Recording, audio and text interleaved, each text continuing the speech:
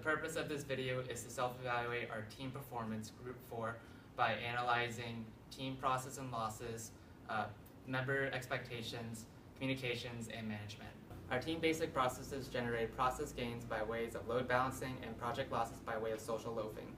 Here's an example of load balancing, which is the separation of work for an equal work balance. Sup guys, I'm Jason. My name is Zach. I'm Jill. I'm Dan. I'll be taking question 1. Question 2. I'll do question 3. Question 4. Alright, I'll see you guys next time. Unfortunately, process losses were encountered which slowed down team production. Here's an example of social loafing, which means a member lacks in performing their own work. Yeah, about that, I was busy playing with my friends. Both process losses and process gains were really important to our project performance. According to John D. Rich, Darius Owens, Shanae Johnson, Dominic Mines, and Kalia Kopote, they said to eliminate ways of social loafing is by increasing cohesiveness in each group team. Group cohesiveness is important, and when this is increased, participation increases as well. Using McClellan needs theory, we assess instances of optimal and suboptimal team member performances, behavior, and suggest ways to improve for a future team context. Here's an example of a time I did not do what I was expecting. Well, I'll have to edit that question. Yeah, you were way off. Hey Jill. Jill?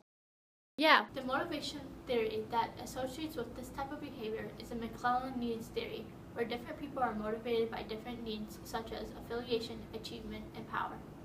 The need of achievement applies to me because I lack the ability to achieve and perform that were beyond my effort. In order to avoid this situation, Richard E. Clark said helping people develop self-confidence in their own work skills will motivate group members. By applying this strategy, my lack of confidence in achieving my goal will be diminished, which would increase motivation in completing my goal. I will not lack the ability to perform tasks beyond my efforts and will not lack confidence.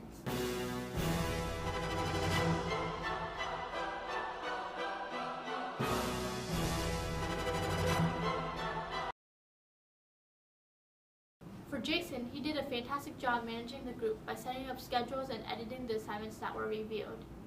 Jason would be associated with the McClellan needs theory of power, which means he wanted to gain experience to be successful. Using horizontal communication and nonverbal communication, we assess instances of optimal and suboptimal communication among team members and suggest ways to improve for future team interactions. Horizontal communication is communication that flows among managers and workers who are at the same organization level. This is basically communicating between people that are approximately equal in position status. Our group used horizontal communication even though we had a team manager, but they held an equal position with the rest of the group, therefore communicating horizontally. One positive experience we had was when we had to communicate to each other about whether to change a topic sentence in one of our questions. Jill was the team manager at the time, and we were able to communicate effectively without running it by her first, which made our decision-making more efficient, and the result was good. Time was running down, which made horizontal communication even more important because we might not have had time to report to the team manager and still make the deadline. A suboptimal communication experience has to deal with the use of nonverbal communication, which is in any communication that doesn't involve words. This includes facial expressions, body language, eye contact, and anything else that doesn't include talking. This experience happened during Project 2 when Jill wanted to open up a clothing store. I want to make a clothing store. Do you guys like the idea? Sure. Sure. Why did we agree to this idea? I don't know, man. Yeah, this sucks. In ways of avoiding this, Kenneth Cohn says facilitating discussion will have everyone's ideas heard and avoids complications with picking up people's nonverbal behaviors. Using Hersey Blanchard's situational leadership and transformational leadership, we assess instances of optimal and suboptimal team and discuss how suboptimal management may have been avoided. An episode of ineffective leadership occurred when I was the manager for Project 3.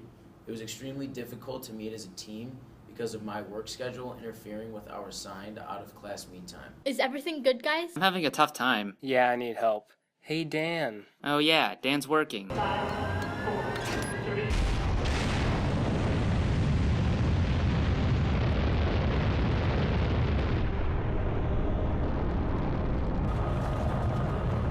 For me to be more involved in the leadership process, I should have used the Hersey Blanchard Situational Leadership 3 if participating.